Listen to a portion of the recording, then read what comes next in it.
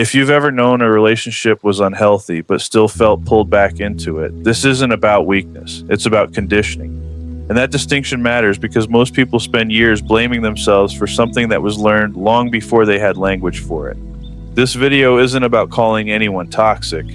It's about understanding why certain relationships feel impossible to leave, even when you know, logically, that they're hurting you. At some point, many people reach a quiet, confusing realization. They don't just end up in one unhealthy relationship, they end up in versions of the same one over and over again. Different person, different circumstances, same emotional dynamic, and the most frustrating part is that they can see it happening. They notice the familiar tension, the emotional highs and lows, the subtle sense of instability, and they tell themselves, I know better this time, but knowing doesn't stop the pull. This is where people start to internalize shame. They ask themselves questions like, why do I keep choosing this? Why can't I walk away? Why do healthy relationships feel boring while this feels intense and alive? And slowly the story becomes personal. I must have bad judgment. I must be afraid of being alone. There must be something wrong with me. But that story misses the real mechanism entirely. Because toxic relationships don't persist because you like pain. They persist because your nervous system recognizes something familiar, and familiarity feels safe even when it hurts. To understand this, you have to stop looking at relationships as conscious choices and start looking at them as learned emotional environments. Your brain didn't learn what love feels like from logic. It learned it from experience, from patterns, from repetition, from what your body adapted to early on. For many people, connection didn't feel calm growing up. It felt unpredictable. Affection might have been inconsistent. Attention might have come and gone. Love might have been mixed with anxiety, emotional withdrawal, or instability. So your nervous system learned something very specific. Connection requires vigilance. Love requires effort. Closeness is never guaranteed. That learning didn't happen as a thought. It happened as a felt pattern. And patterns don't disappear just because you intellectually understand them. This is why toxic relationships feel so powerful. They recreate the emotional environment your nervous system already knows how to navigate. The uncertainty, the intensity, the emotional swings. Your body knows this terrain. Healthy relationships, by contrast, can feel strangely unfamiliar. There's consistency, predictability, emotional steadiness, and instead of feeling comforting, it can feel flat or even unsettling. Not because it's wrong, but because your body hasn't learned how to rest there yet. This is one of the most misunderstood parts of toxic relationship dynamics. People assume that attraction means compatibility, but attraction is often just nervous system recognition or your body responding to what it already understands. Think about how toxicity actually shows up. It's not always dramatic or obvious. Often it's subtle. Hot and cold behavior, emotional distance followed by closeness, periods of connection followed by withdrawal. That unpredictability creates tension, and tension creates focus. When you don't know where you stand, your attention narrows. You think about the relationship constantly. You analyze interactions and you replay conversations. That mental preoccupation gets mistaken for depth, but it's actually stress. Stress releases adrenaline. Adrenaline sharpens attention. Attention creates a sense of importance. So the relationship feels meaningful, not because it's nourishing, but because it keeps your nervous system activated. This is why people often say things like, I've never felt this strongly before.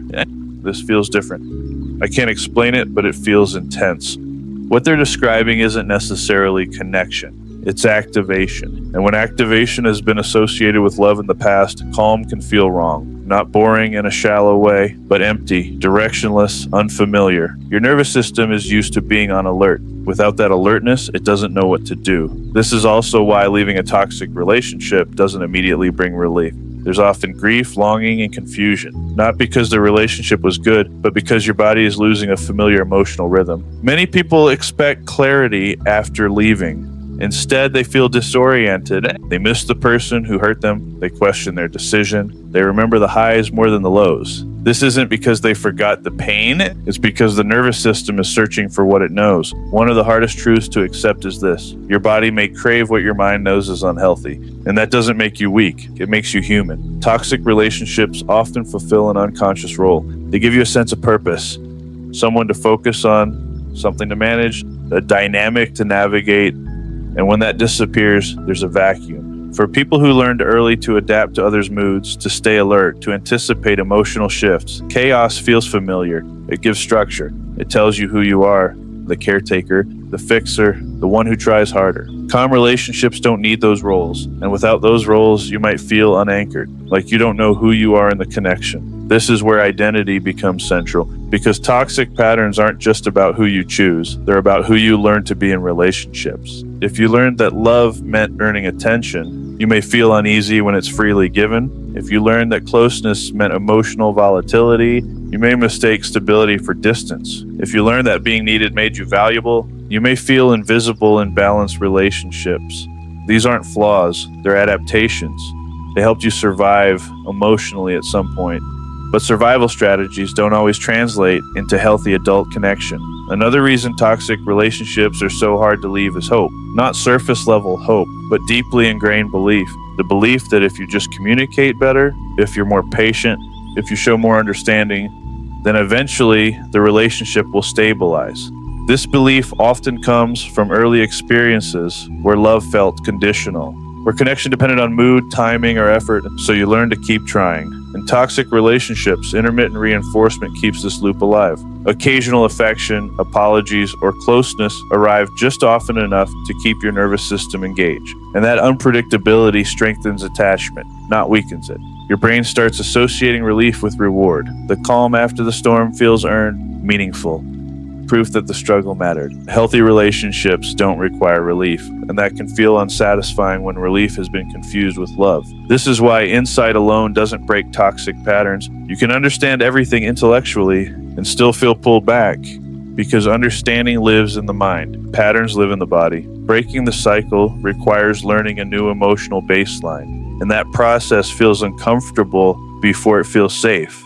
When people first step away from toxic dynamics, they often feel bored, restless, emotionally flat, disconnected. They worry something is wrong. They wonder if they've lost their capacity for passion. But what's actually happening is recalibration. Your nervous system is adjusting to the absence of constant stimulation. It's learning that connection doesn't have to be intense to be real. This stage is where many people go back, not because they want pain, but because familiarity feels grounding when everything else feels uncertain. Healing doesn't feel like relief at first. It feels like disorientation, like standing in silence after years of noise. And silence can be terrifying if you've never learned to feel safe there. One of the most important shifts is recognizing that chemistry isn't always a sign of compatibility. Sometimes it's a sign of unresolved emotional conditioning. This doesn't mean you should distrust your feelings. It means you should understand them. Your feelings are information, not instructions. As you begin to heal, attraction may change. What once felt exciting may feel exhausting. What once felt boring may start to feel steady. This transition can feel like losing yourself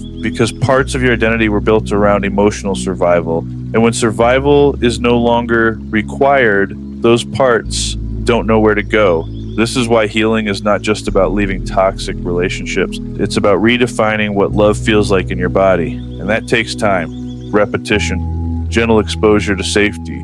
You don't rewire these patterns by forcing yourself to choose differently. You rewire them by teaching your nervous system that consistency doesn't equal danger. That calm doesn't mean abandonment. That love can be present without intensity. This learning happens slowly through relationships that don't spike your anxiety, through boundaries that don't require constant justification, through moments of boredom that slowly transform into peace. Eventually, something shifts. The pull toward chaos weakens, not because you suppressed it, but because your body learned another option. And when that happens, toxic relationships lose their power. Not because you became stronger, but because they stopped feeling familiar.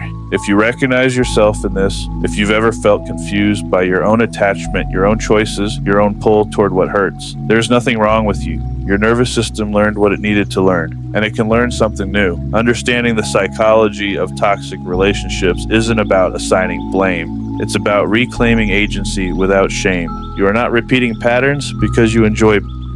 You're repeating them because your body learned them before you had a choice. And once you see that clearly, change stops feeling like punishment. It starts feeling like permission. If this felt familiar, you're not alone and you're not broken. This channel exists to help you understand patterns without judging yourself for having them.